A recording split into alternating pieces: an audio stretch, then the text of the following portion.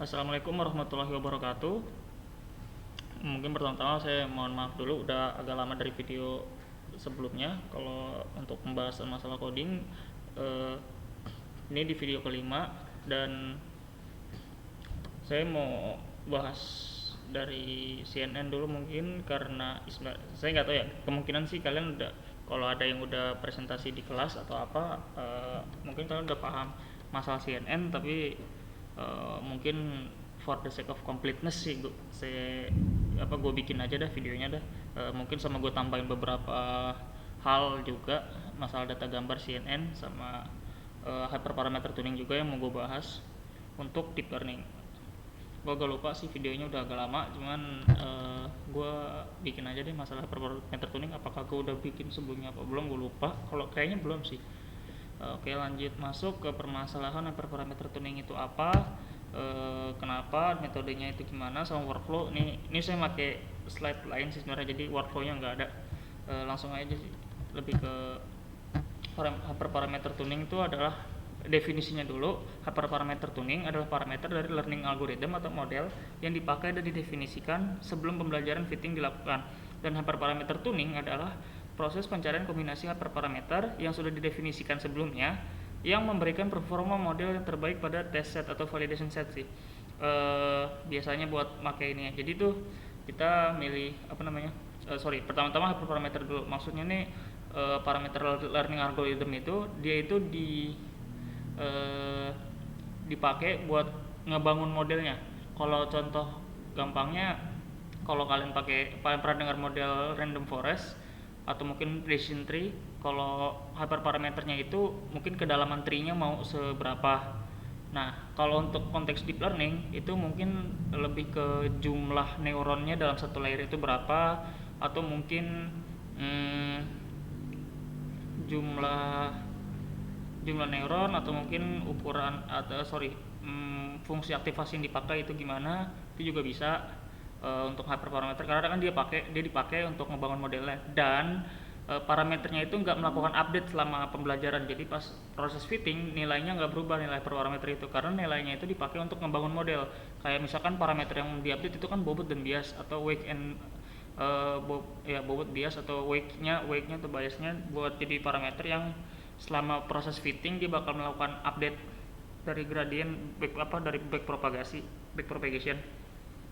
Nah, kemudian tuning itu ngapain? Tuning itu jadi kita nyari kondisi atau nilai hyperparameter yang terbaik untuk membangun model tersebut.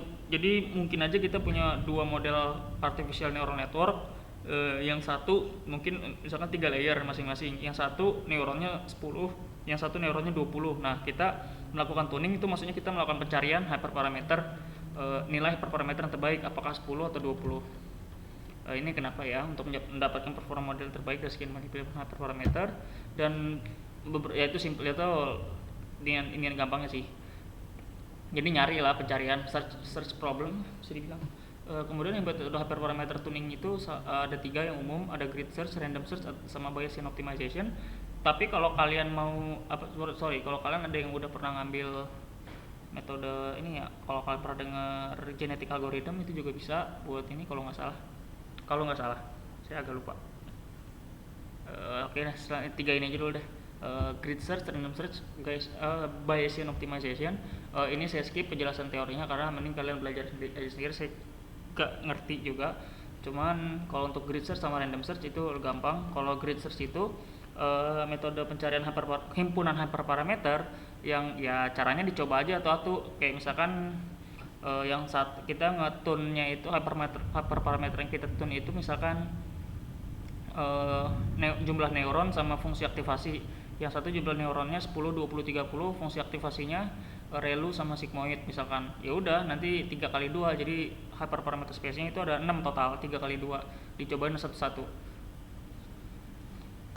Ini kalau di ilustrasinya jadi coba semua kayak dibikin grid gitu.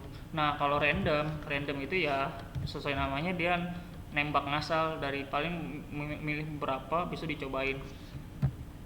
Kalau Bayesian sih kayaknya pakai metode pendekatan statistik sih optimisasinya. Kalau ngomongin library, untuk keras tuner sih, pakai keras tuner kalau untuk keras pakai keras tuner.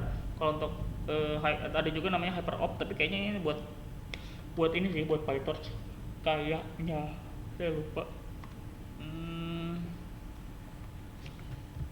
Kemudian hyperparameter tuning dengan keras tuner ya ada beberapa sintaks sama track objektifnya sama callbacknya. Tapi paling mungkin saya bakal masukin semua atau enggak untuk masalah kekodingannya. Dan itu untuk untuk hyperparameter tuning. Kemudian berikutnya saya mau masuk ke pembahasan utamanya, yaitu tentang data gambar. Saya udah ngerekam belum sih? Oke, udah. Deep learning tentang data gambar dan convolutional neural network. Ini mungkin sampai kelar bakalan 2 video ya. Mungkin codingan yang pertama ini teori coding, yang keduanya ngoding singkat masalah transfer learning sih. Nah, ini outline-nya data gambar, CNN, transfer learning, harusnya ada lagi sih augmentasi saya tambahin.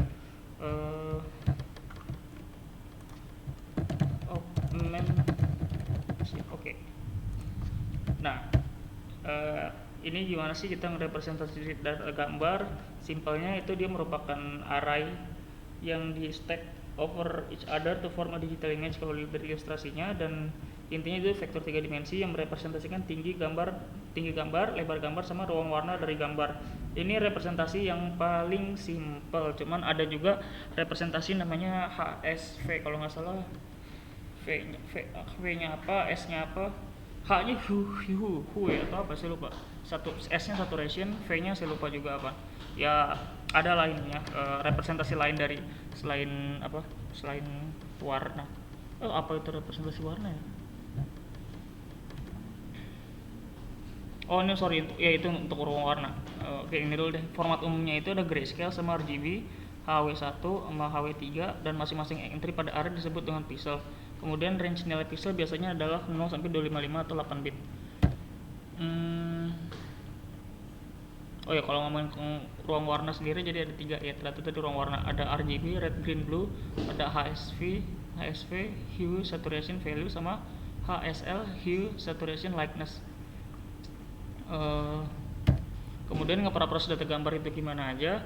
Jadi ada beberapa metode pemrosesannya, itu yang paling umum sih antara normalisasi atau standarisasi kayak sebelumnya, jadinya kayak pas machine learning. Kemudian untuk beberapa metode pemrosesan data gambar untuk augmentasi data adalah sebagai berikut, yaitu translasi, rotasi, flipping, scaling, zooming, atau cropping. Ini mungkin bakal saya bahas di belakang setelah transfer learning. Kemudian filtering itu merupakan salah satu teknik dan pemrosesan gambar tanpa mengubah posisi pixel dalam data. Ini mungkin bisa dilihat di mana referensinya. Dan tujuan dari penggunaan filter itu untuk memodifikasi atau mengenhance properti atau sifat dari gambar, dan untuk mengekstrak valuable information from the picture such as edges, corners, and blobs. Dan beberapa manfaat filtering adalah sebagai berikut, yaitu untuk edge detection, noise reduction, sama blurring. Ini yang nggak berubah posisi pixel ya, atau mungkin lebih tepatnya posisi objek kan. Kemudian ini beberapa teknik-teknik filter, cuman nih kalian untuk deep learning nggak bakal pakai, cuman sekedar kalian tahu aja sama mungkin jadi dasar masalah. Ini saya mau masuk ke kernel filter, yang merupakan salah satu metode pemrosesan gambar yang memanfaatkan proses konvolusi untuk memodifikasi gambar yang diinginkan. Dan proses konvolusi dilakukan antara gambar dengan suatu matriks yang disebut kernel atau kernel matrix. Dan kernel merupakan matriks yang digunakan untuk memodifikasi nilai pixel berdasarkan nilai-nilai di sekitar pixel tersebut. Biasanya juga disebut dengan matriks konvolusi atau mask. Kalau ngeliat ilustrasinya langsung paham sih harusnya. Jadi 138 kali 0 tambah 134 kali min 1, ini proses konvolusinya. 101 kali 0, jadi diinin semua, habis itu dijumlahin, dikaliin elemen wise, perkalian elemen wise, habis itu dijumlahkan. Dan beberapa tipe kernel itu ada soft private, kemudian box blur sama Gaussian blur, sama edge detection. Ya, ini soft private sih. Oke. Nah, ini mulai masuk ke pembahasan CNN tadi untuk representasi data gambar sama motivasinya sih. Sama ini. Kalau mau ngomongin motivasi untuk deep learning CNN, seperti sebelumnya yang kayaknya saya udah bilang juga, Jadi dari input, feature extraction, classification, output, dan untuk deep learning input, feature extraction plus classification sama output. Cuman masalahnya kan kalau data gambar kita kan bingung kan ngekstrak informasinya gimana, ngekstrak fiturnya gimana. Kayak misalkan ada, kita bisa tahu kalau suatu gambar itu merupakan sesuatu apa ya karena mungkin dilihat dari bentuk visualnya, kayak misalkan mungkin gambar hidung, bentuk mata atau bentuk wajah. Cuman kan masalahnya kan kalau bentuk wajah dalam gambar itu ada dimanapun dia lokasinya dalam dalam gambar itu kan kelasnya atau kategorinya ya itu berarti dia punya data atau gambar tersebut punya wajah atau punya telinga. Cuman kan masalahnya kalau secara pixel kan posisinya berubah kan, kayak misalkan kita geser satu pixel aja meskipun secara visual masih kelihatan secara objeknya, tapi secara komputer itu dia nggak works karena ya input machine learning itu umumnya dia fixed kayak untuk tabular data, misalkan kolom pertama kolom kedua. Jadi istilahnya kalau dibawa ke gambar itu mungkin kolom pertama kolom kedua inputnya itu digeser, jadi kolom kedua dulu baru kolom pertama, dan itu harusnya udah ngerusak model sih karena kan model ngasumsiin posisi masuk inputnya itu ke model fixed. Nah oleh karena itu untuk fitur ekstraksinya dia pakai convolution layer.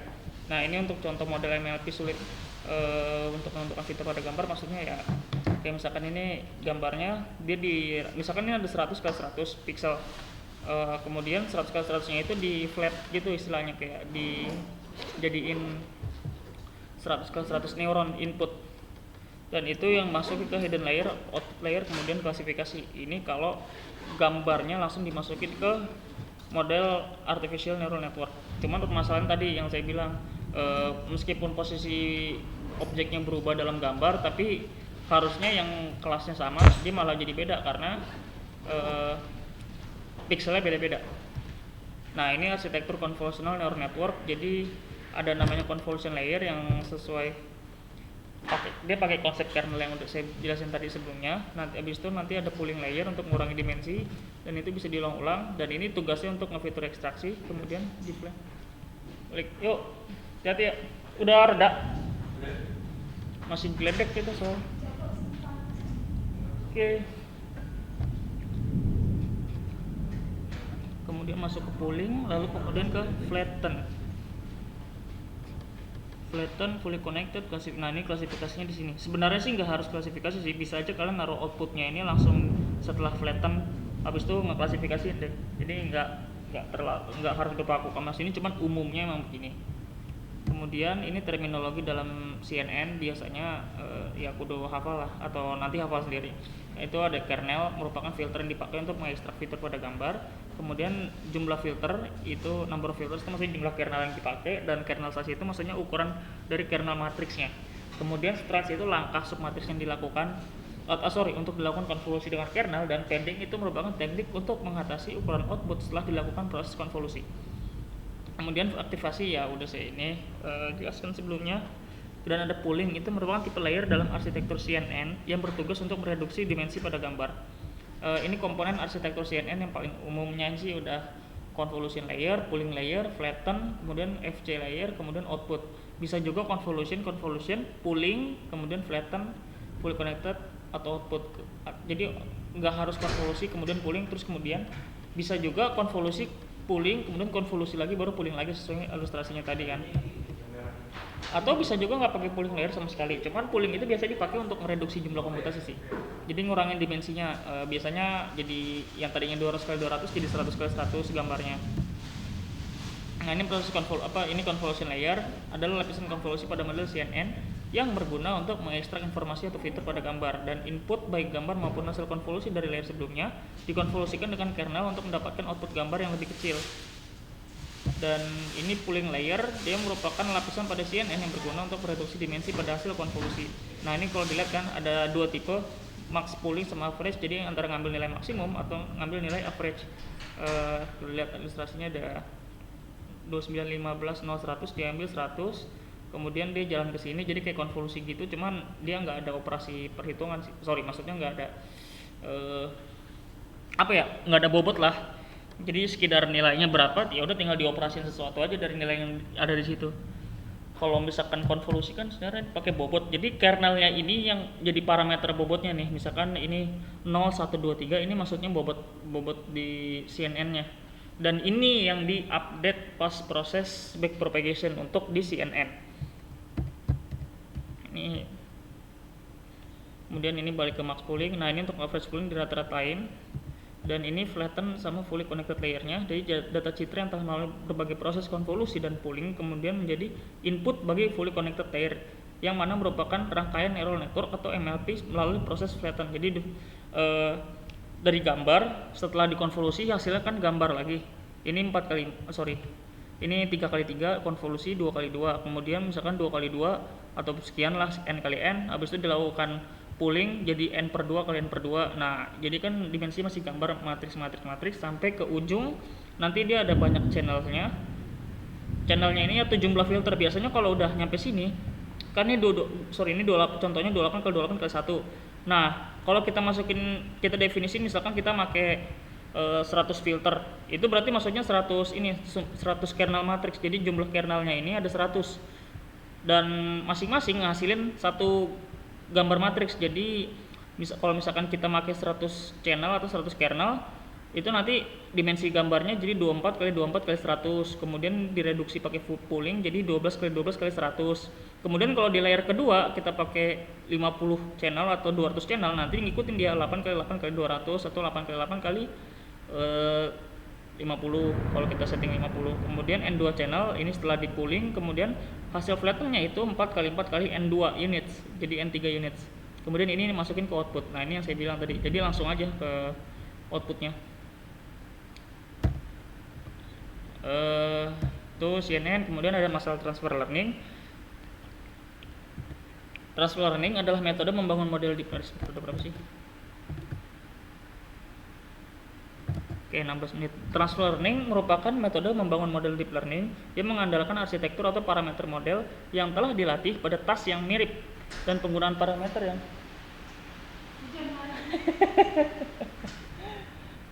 Isan?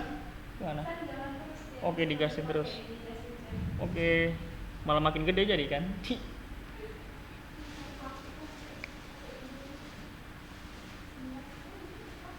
Pulang akhirnya, tetap mau coba. Oke. Hati. Nah, oke. Mungkin agak malaman atau apa, tergantung hujan juga, nggak mau maksa sih. Sepatu udah agak-agak ya. Oke, lanjut. Penggunaan parameter yang telah dilatih merupakan proses transfer knowledge dari model tersebut ke model baru yang kita bangun, dan parameter yang telah dilatih akan mampu mempelajari fitur-fitur pada gambar sehingga model yang kita bangun hanya perlu fokus pada permasalahan sendiri. Dan untuk transfer learning ini ada proses namanya fine tuning. Jadi kita ngelakuin update sebagian parameter dari model yang telah kita latih untuk khusus mempelajari data. Biasanya berjumlah lebih kecil untuk data yang kita miliki. Jadi tuh kayak misalkan kan tadi contohnya fitur ekstraksi di sini ya. Nah, jadi misalkan kita udah ada atau orang nih udah bikin model CNN dan dia itu performanya in general bagus banget. Itu udah kepake di banyak datasetnya gede banget. Mungkin tasknya itu klasifikasi yang besar banget. Ya contohnya ImageNet lah, kalau kalian sering dengar. Itu kan dia sebenarnya permasalahan klasifikasi 1000 kelas kalau nggak salah, dari ini data inputnya jutaan. Jadi modelnya itu dia udah bagus banget lah. Dia bisa mempelajari bagaimana cara mengekstrak fitur dari berbagai macam gambar tersebut yang ada 1 juta lebih kan. Nah, cuman kita tuh mungkin aja ada beberapa kasus kita nggak butuh kita cuman butuh model tersebut sebagai fitur ekstraksi. Jadi kita pakai CNN cuman buat nge-ekstrak fitur doang, dan kita tinggal mau ngelakuin klasifikasinya pakai model kita sendiri. Jadi itu bisa juga salah satu alasan kenapa kita pakai transfer learning daripada kita ngetrain dari scratch dari awal. Ya udah tinggal pakai aja model yang istilahnya udah pinter, kita pakai sebagian ilmunya yaitu bobot-bobot yang udah dilatih, kemudian kita import ke kode kita, dan kemudian kita pakai bobotnya, habis itu kita sambungin ke model kita sendiri. Misalkan mungkin kita tambahin neural networknya 3 layer atau 4 layer neural network atau multi layer perceptron. Habis itu disambung ke model fitur ekstraksi CNN yang udah dilatih ke ini, ke apa namanya, ke dataset yang lebih luas tersebut. Harapannya jadi dia tuh bisa ngekstrak fitur-fitur dari gambar kita tanpa kita harus ngelatih lagi. Karena kalau CNN yang tadi saya bilang kan, kernel kan bobotnya ini apa, kernel ini bobot, sedangkan kernel ini merupakan eh, suatu matriks atau operasi yang istilahnya dia tuh mengekstrak fitur dari ini, dari gambar atau input gambarnya. Jadinya secara nggak langsung kita ngelatih bagaimana modelnya itu, model CNN-nya mengekstrak fitur tertentu dari input. Nah, oleh karena itu ya kita mungkin ada kalanya mungkin saya butuhnya cuman CNN-nya doang nih, kita butuh fitur ekstraktornya doang, kita nggak butuh gambar. Kita nggak butuh ngetrain dari scratch, karena mungkin dataset kita agak mirip sama mereka, atau mungkin ya untuk apa juga kita pakai aja sebagai fitur ekstraksi. Jadi kita training cost-nya juga jadi lebih murah kan, karena parameter yang kita update jadi lebih sedikit, jauh lebih sedikit, dan kita pakai model yang lebih pintar, itu juga bisa. Dan masuk ke pembahasan kenapa kita pakai transfer learning. In the reasons to use transfer learning, basically we want to have a very good model, but we lack a computational and dataset resources to build the model specifically for our task. So we use other people's work or models that have been trained on massive dataset. Transfer learning as feature extraction, model yang telah belajar untuk menangkap fitur telinga dari suatu hewan. Ini permasalahan contoh doang, akan berguna ketika kita ingin mencoba membuat model yang memprediksi hewan lainnya, terutama jika bentuk telinga hewan yang ingin kita deteksi cukup mirip dengan bentuk telinga hewan yang menjadi data latihan model sebelumnya. Mungkin kita, jadi contohnya nggak harus ke kasus contoh ImageNet yang saya kasih contoh tadi. Mungkin kalian misalkan udah bikin model klasifikasi 100 atau 1000 atau berbagai macam hewan yang ada di daratan. Terus tiba-tiba nongol spesies baru nih. Ya udah, mungkin kalian bisa bikin model baru yang khusus ngeklasifikasiin spesies tersebut, tapi ternyata spesies tersebut itu mungkin punya kemiripan dengan dari dataset yang kalian udah punya. Jadi kalian pakai kepintaran model dari dataset yang kalian dari model yang udah kalian latih ke dataset yang lebih besar, kalian pakai bobot-bobotnya, habis itu kalian kalian lakuin transfer learning ke model baru yang kalian ini. Jadi kalian cuma perlu nambahin beberapa multilayer perceptronnya aja, atau kalian ganti. Jadi bagian sininya, bagian ini. Jadi kalian pakai ininya doang nih, fitur ekstraksi, fitur learningnya. Ini misalkan kalian udah ngelatih ke model yang enaknya mungkin digambar kali ya.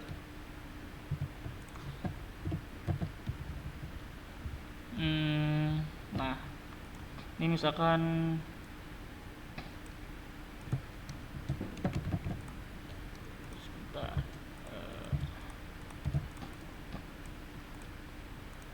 hapus. Nah, mungkin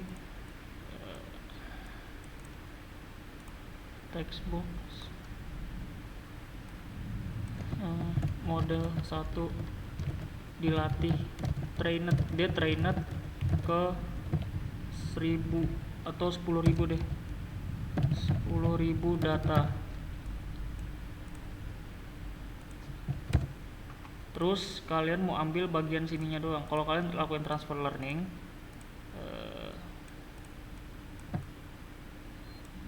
model 2 ingat ke ini mungkin 500 data doang.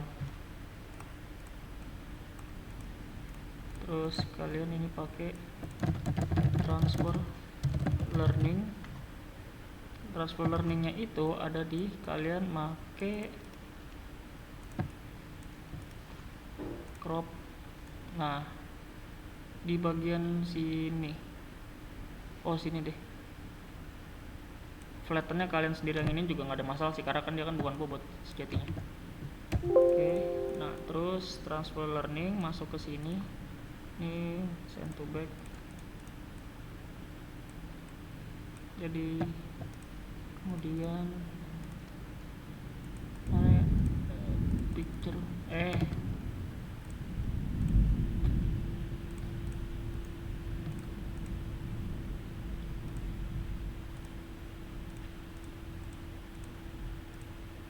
insert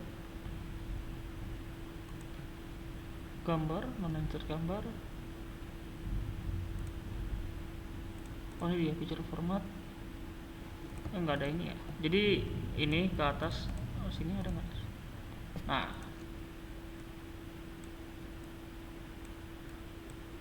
transfer learning, ini namanya proses transfer learning. Jadi bobotnya import bobot istilahnya lah, ini masuk ke sini. Nah terus kalian yang di sini ini kalian definisin baru, mungkin crop lagi. Nah yang ini baru nih, jadi ini part, yang ini partnya baru.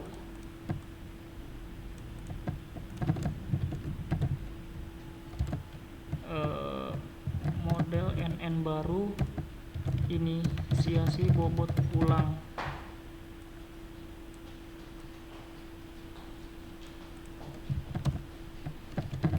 Random bobot. Nah kalau di sini model CNN baru, ini jadi seluruh layer semuanya tercakup, dia diinisiasi bobotnya kalau di sini. Cuman habis itu setelah kalian latih, nanti kalian transfer ke sini. Jadi model CNN nya masuk ke sini. Ini mungkin data baru kali ya, mungkin data, bukan data mobil atau data apa gitu. Mungkin di crop lagi.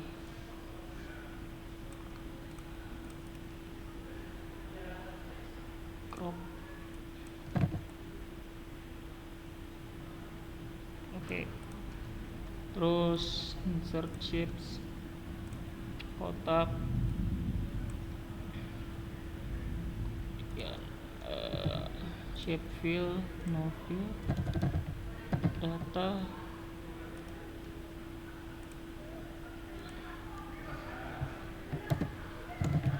data gambar, dataset A deh, dataset A. Kemudian ini buat dataset B.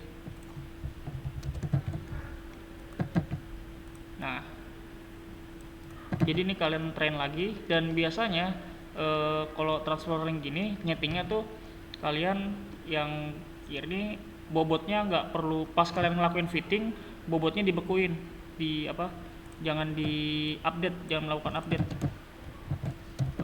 Freeze weights atau freeze parameter lah.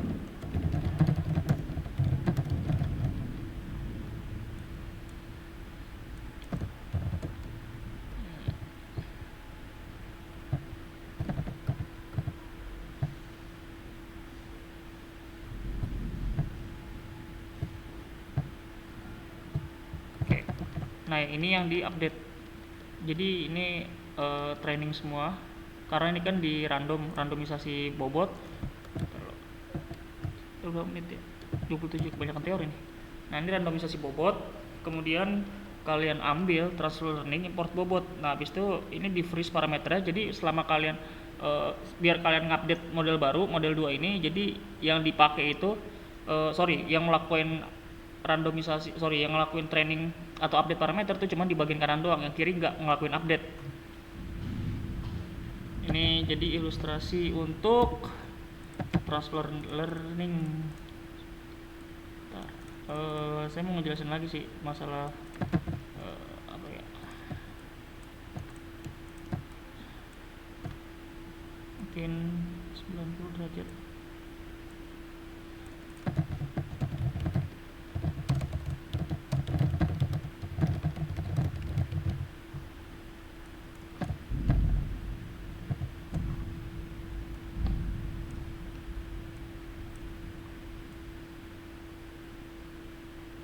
Nah itu enaknya di kanan aja kali, sekalian pertama kali bikin juga sih.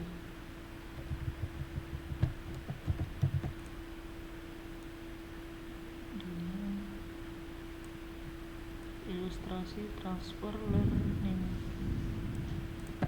Nah nextnya kan gue nyinggung fine tuning nih. Transfer learning mencakup proses fine tuning, yaitu proses melatih sebagian parameter model yang telah dilatih untuk khusus mempelajari data, atau biasanya data yang kita miliki dan biasanya berjumlah lebih kecil. Ini sebenarnya enggak ya, untuk transfer learning juga sebenarnya bisa sih kalau datanya lebih kecil. Ini kayak misalkan contohnya 10.000, ini 500 doang. Kemudian kalau untuk feature extraction, ini harus di bawah.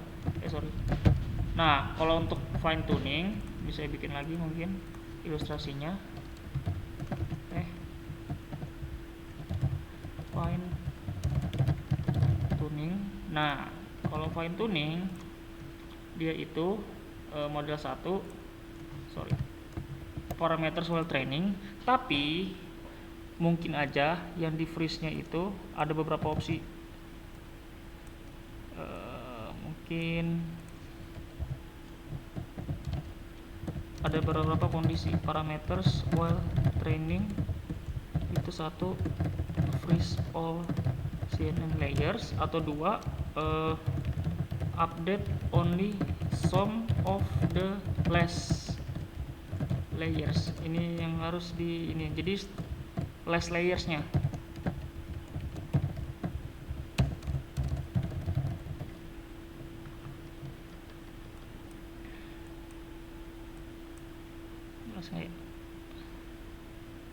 Oke, jadi kalian ngelakuin update-nya itu untuk beberapa layer terakhirnya, some of the last layers. Jadi mungkin aja kalian tuh ngelakuin update-nya tuh kalau some of the last, maksudnya kalian misal jangan deh, insert home.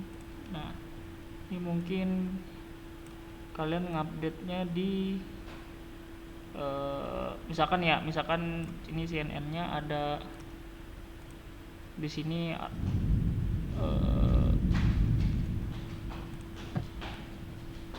misalkan 10 layers CNN, terus yang di sini ini 4 layer CNN. Jadi kalian cuman ngupdate 4 layer doang, sisanya kalian ini update 4 layers CNN, update parameter, update loh ya. Jadi yang di sini starting pointnya tuh di sini. Jadi kita nge-import bobotnya masuk ke sini. Jadi kita nggak restart bobotnya. Jadi update parameter dari nilai bobot yang diimport. Jadi ngelanjutin hasil training, bisa dibilang kayak gitu. Misalkan 4 layer CNN ya, enakan gini deh, geser. Nah, 4 layer CNN misalkan, ini ilustrasi doang ya. Nah, kemudian ini 10 layernya dia bobotnya di freeze atau parameternya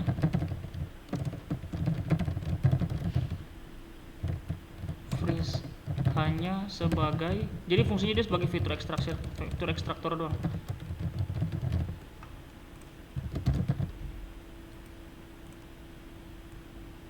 Nah, ini bukan update parameter deh, bener kan? Update parameter. Oh ya,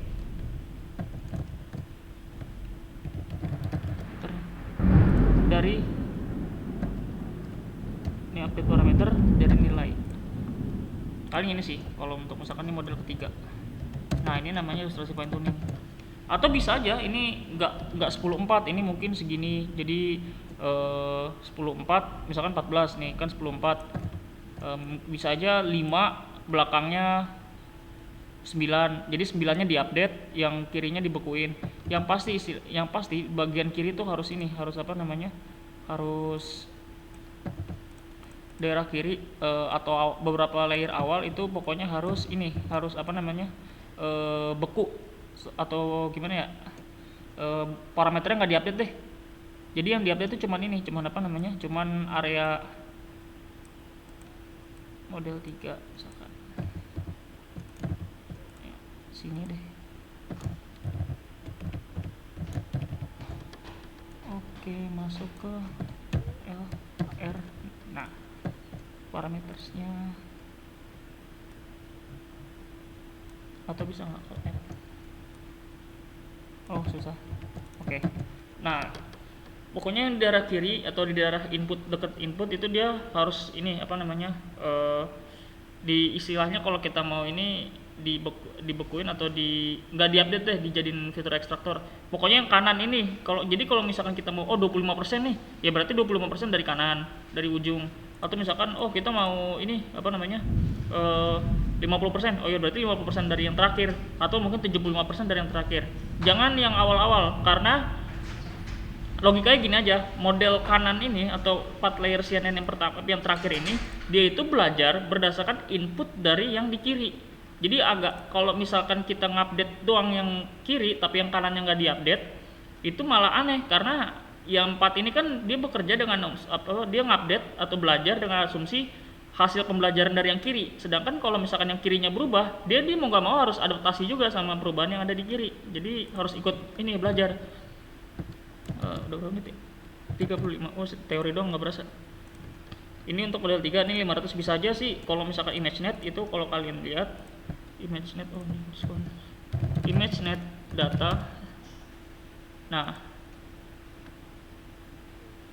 2021 start Keras. Misalkan nih Keras ada salah satu nama ininya VGG kalau kalian pernah dengar, atau ResNet. Nah, dia udah dilatih berdasarkan ada infonya nggak ya?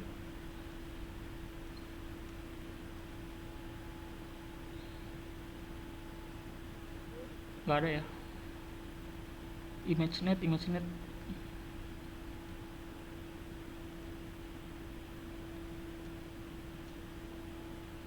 no, pre-training on ImageNet. Dan ImageNet itu dataset ImageNet size berapa ya? No, sample size tadi ada 1.200.167 gambar untuk training, validasinya 50.000, dan organized in 1000 kategori, seperti 1000 kelas. Jadi ini kalau kalian mau pakai Keras atau umumnya lah, kalau ada namanya bobot ImageNet, mungkin Torch juga ada. Itu maksudnya ini model VGG-nya dia udah dilatih ke dataset yang ada tersebut, yang ada 1 juta tersebut. Jadi istilahnya mungkin harapannya dia udah bisa udah bisa udah bisa mempelajari bagaimana caranya melakukan fitur ekstraksi terhadap data gambar. Ini beberapa catatan aja dari saya. Kalau misalkan melakukan transfer learning, jika kita ingin menggunakan kemampuan awal dari model yang telah dilatih sebelumnya, maka kita buat model yang kita pakai tidak akan belajar lebih jauh lagi dengan membekukan. Ini harus dibilang tadi sih. Kemudian kalau datasetnya cukup beda, jadi mungkin sebagian layer di belakang kita unfreeze, maksudnya kita lakukan parameter update selama proses training, jadinya ini fine tuning. Dan kalau misalkan dataset kita berbeda dan juga memiliki kemampuan komputasi yang mumpuni, dari kitanya baru kita update semuanya. Jadi semuanya aja kita update, kita import bobotnya. Jadi kita nggak inisiasi ya, jangan diinisiasi. Kalian ngelakuin update bobot. Atau saya juga pernah lihat sih. Jadi ada kasus ketiga, mungkin fine tuning berikutnya. Kasus ketiga bukan sih, lebih ke kalian kalau mau coba silakan. Ini ada ide juga. Jadinya gini. Ini mungkin dihapus. Ini model 4 ya, skenario baru lagi.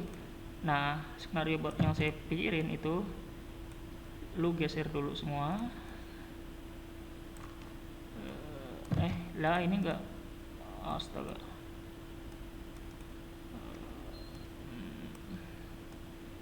Geser ke sini. Taruh. Nah, ini dia ada lagi tambahan lagi. Mungkin gue ganti ke ilustrasi aja kali ya. Jadi ilustrasinya itu kotak, gue iniin kotak aja deh. Jadi kotak CNN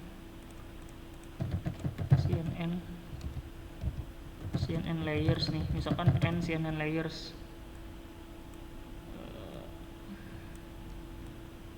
Nah, jadi bisa juga kalian di sini bring to front. Nah, di sini kalian ngelakuin 10, terus ini 4 layer misalkan ya. Terus ada 4 layer. Kemudian ini geser lagi. Kalian bisa juga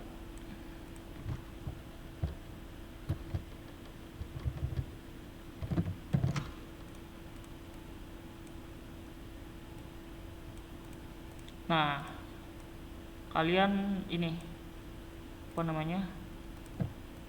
kalian ngedefine layer CNN baru, misalkan Mungkin di sini kan 4 layer CNN yang baru diimport. Ini misalkan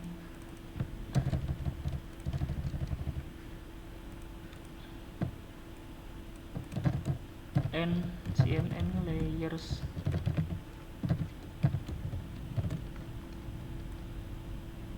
Oke. CNN layers.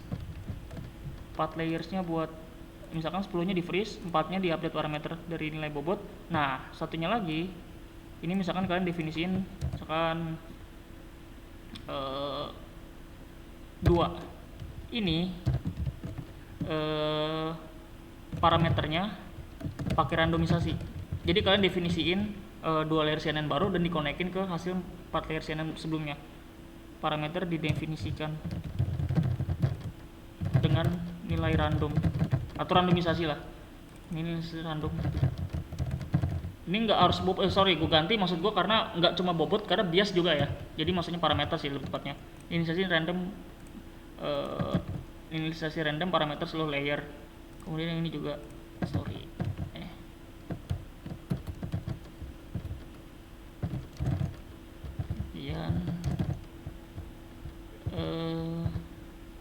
model baru inisiasi parameter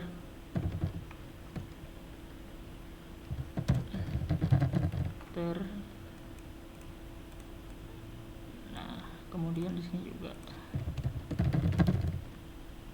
kemudian di sini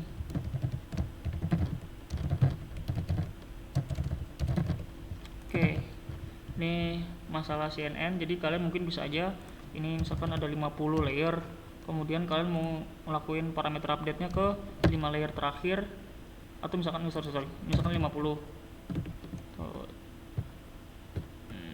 misalkan ada 50 layer, kemudian kalian mau ngelakuin update ke 45 layer, kalian ngelakuin ke 5 layer update terakhir, kemudian pakai 45 nya sebagai feed extractor, terus kemudian kalian tambahin 5 layer baru. Ini juga bisa bisa didefinisikan sebagai fine tuning sih harusnya.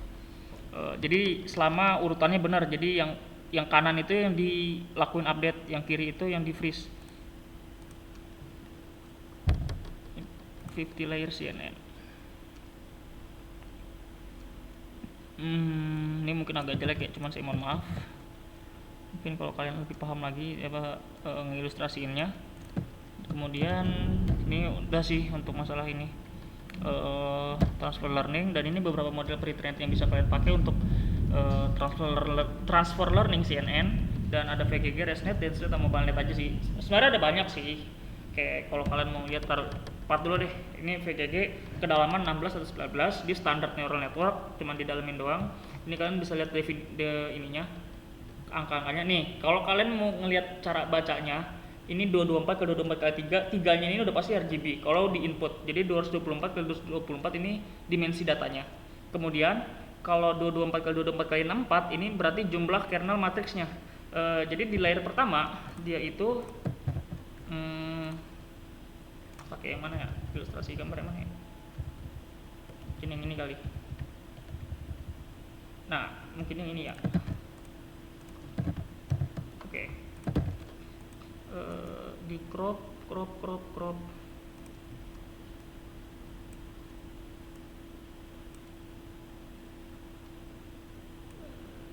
jangan ini deh, mungkin ada base yang bisa dipakai nggak ya, ilustrasi CNN.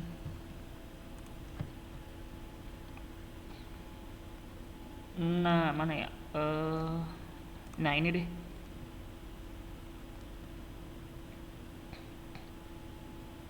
Copyright ya, atau mungkin kalau kalian sekedar lihat dari sini aja. Nah kalau misalkan bacanya tadi ada apa, 224 kali 224 kali 3 ya, berarti dari gambar dia masuk ke konvolusinya itu berarti ada 64 channel. Jadi istilahnya dia tuh ngedefinisinya tuh 64 filter, ada 64 filter ini. Nah kernelnya ada 64, jadi sebentar, mungkin saya bisa ngedit dari sini buat ilustrasi, agak malas soalnya. Oke, ini kemudian ini ya. Nah, jadi maksudnya tuh dia saya ambil dulu. Oke, saya ambil, saya crop. Apa nih? Oke, saya crop lagi.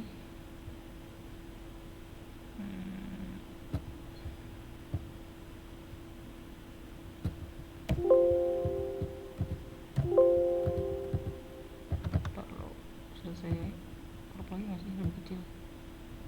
Nah, jadi dia itu oke. Jadi ininya ada banyak.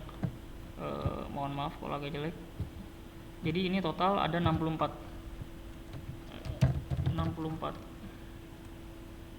kernel matrix.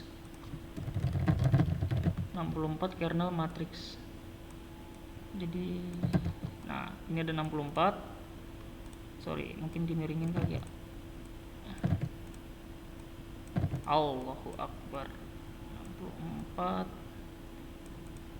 apa nih? Send to back. Nah, ini 64. Nah, kalau misalkan kita pakai RGB, dia itu harusnya ada crop segini, kemudian pakai di sini, kemudian kalau RGB ya, kan kalau RGB 3 gambar, jadinya 1, 2, 3. Nah, ini kalau kernelnya ada banyak nih, misalkan sini.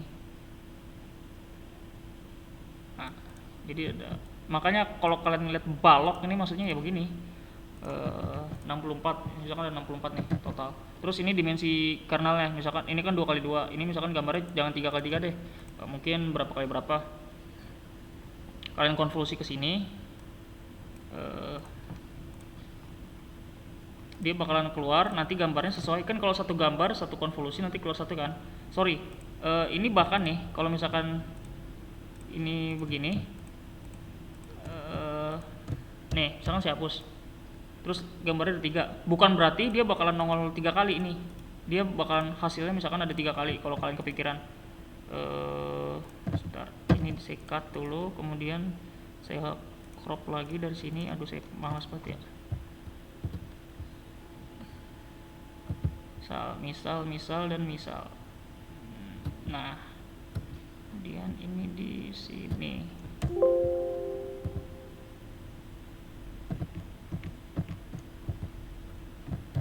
Oke, ini saya cut dulu, kemudian saya doublein gambarnya, kemudian saya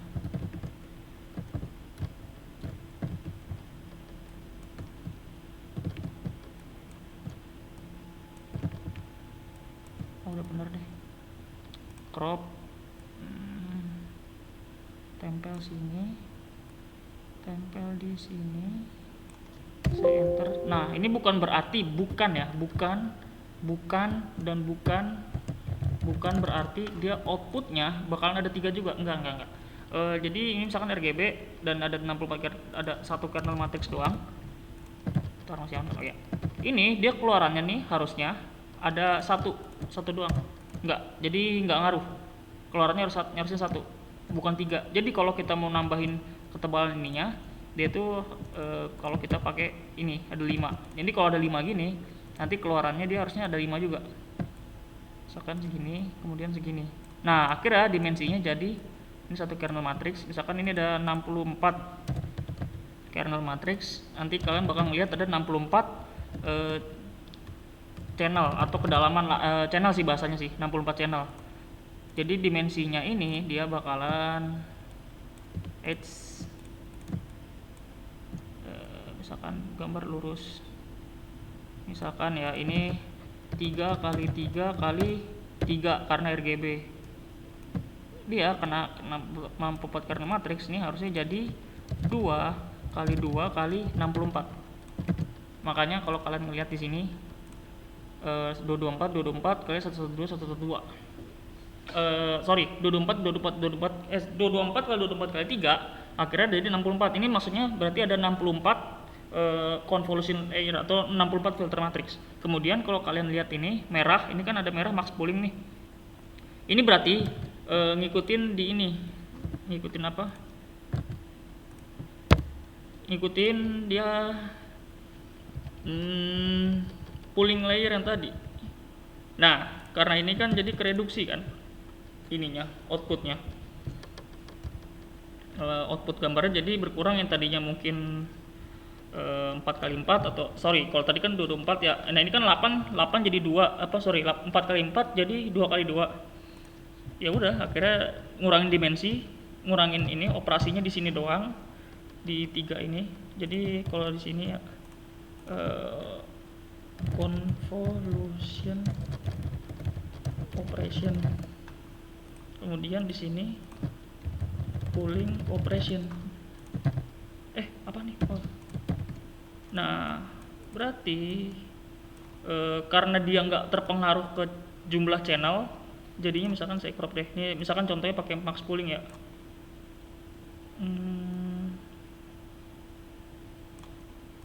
Nah, misalkan gini, kita pakai max pooling. Ini digedein, terus ini di sini. Oke, max pooling.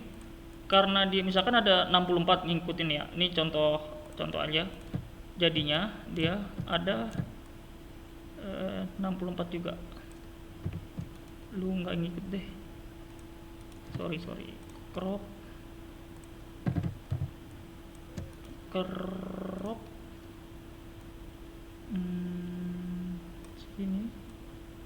Segini. Kemudian segini. Nih. Oke. Nah, jadi ada 64, misalkan 64 ini ya, 64 channel. Pas dia dilakuin pooling, dia itu jadinya misalkan ini ada 64 channel. 64 channel. 64 karena dia pooling, jadi keluarannya dia harusnya ada ini juga crop mana crop. Nah,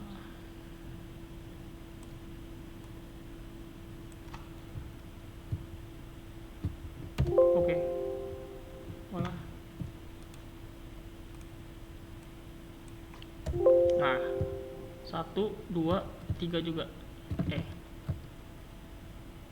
Jadi dia nggak terpengaruh ke yang tadinya ini ada.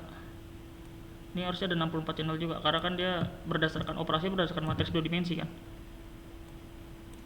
Misalkan 2 kali 64 dimensinya ya. Padahal tadinya ini 4 kali 4 kali 64. Nah, ya udah, jadi pooling sama konvolusi udah gini-gini doang. Paling sesuai dengan parameternya aja sih. Oh ya, kalau saya kan ada stretch sama padding ya. Padding itu maksudnya kayak kalau padding nanti ini 2x2, kita siapa tahu kita mau outputnya itu sama kayak 4x4 juga. Jadi sorry di konvolusi. Ini kan 2x2, 3x3. Mungkin kalau kita pakai padding tadi yang saya bilang di terminologi, kalau padding dia tuh jadi nanti 3x3 juga. Nanti sisanya dia diisi nilai 0 atau nilai berapa itu juga bisa. Kemudian strides, kalau langkah itu bisa dibilang di sini. Langkah ini kan langkah misalkan 2x2. Kemudian dia ke sini kan, ke kanan. Jadi dari birunya ini dia pindah geser 1, itu jadi stretch-nya 1. Kalau misalkan stretch-nya 2, dia dari sini kanan ke langsung mungkin ke sini. Cuman kan karena mentok kan jadi nggak bisa. Dia langsung ke bawah. Kemudian kayak itu untuk transfer learning VGG. Kemudian ada namanya ResNet. Nah, ResNet ini dia tuh untuk berapa menit ya? Buset, udah 54 menit GG. Oke, dicepetin aja. ResNet itu dia dipakai buat ini untuk mengatasi permasalahan vanishing gradient, atau kalau misalkan layernya udah dalam banget, takutnya proses gradient dari backpropagasinya itu dia ngilang karena kan angka-angka perkaliannya kan kecil semua kan ya, apalagi hasil normalisasi segala macam. pas input jadi input model itu jadi nilainya kecil sekitar 0,1 atau mungkin di bawah 0-1 juga, tapi kalau kita pakai relu jadinya dia di atas 0 semua kan, tapi antara 0 sampai 1 ya mungkin bisa lah di atas 1 tapi nggak gede-gede banget. Cuman takutnya kalau gitu makin dalam layernya ada gradiennya hilang jadi 0, atau ada lawannya lagi, kebalikannya dari vanishing gradient ada namanya exploding gradient, jadi gradiennya meledak jadi naik gede banget.